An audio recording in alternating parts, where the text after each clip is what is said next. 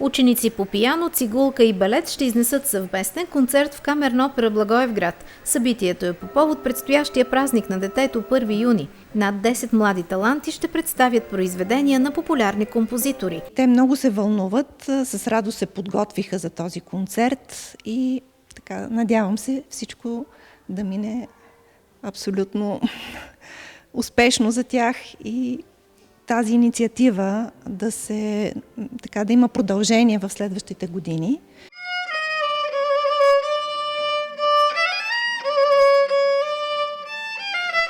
Участниците в концерта, предвиден на 12 май от 18 часа в Камерна опера Благоевград, в голямата си част са възпитаници на Центъра по изкуствата в Благоевград и ученици от музикалната паралелка в Национална хуманитарна гимназия Кирил и Методий. Преживяването е уникално.